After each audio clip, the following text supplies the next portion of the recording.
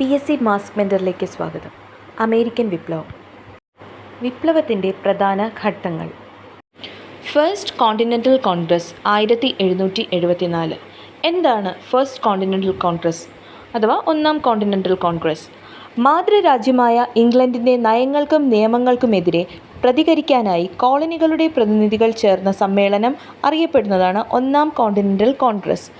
ഇവിടെ കോളനികൾ എന്ന് പറയുന്നത് നമ്മൾ നേരത്തെ പഠിച്ചിട്ടുണ്ട്. വടക്കേ അമേരിക്കയിലെ ബ്രിട്ടനിൻ്റെ 13 കോളനികൾ മാതൃരാജ്യമായ ബ്രിട്ടനെതിരെ നടത്തിയ സ്വാതന്ത്ര്യ സമരമാണ് ഈ പറയുന്ന അമേരിക്കൻ വിപ്ലവം.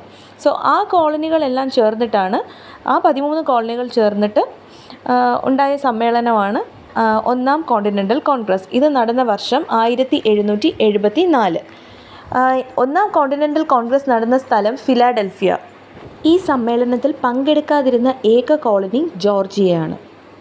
രണ്ടാം കോണ്ടിനെൻ്റൽ കോൺഗ്രസ് നടന്ന വർഷം 1775. സ്ഥലം ഫിലാഡൽഫിയ.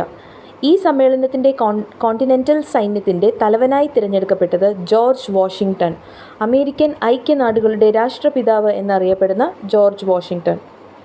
അമേരിക്കൻ സ്വാതന്ത്ര്യ പ്രഖ്യാപനം നടന്നത് 1776 ജൂലൈ 4 സ്വാതന്ത്ര്യ പ്രഖ്യാപനത്തോടെ ഇംഗ്ലണ്ടും അമേരിക്കൻ കോളനികളും തമ്മിൽ ആരംഭിച്ച യുദ്ധം അവസാനിച്ച വർഷം 1781.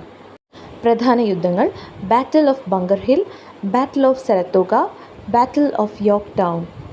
ബ്രിട്ടൻ അമേരിക്കയുടെ സ്വാതന്ത്ര്യം അംഗീകരിച്ചുകൊണ്ട് ഒപ്പിട്ട ഉടമ്പടി പാരീസ് ഉടമ്പടി 1783.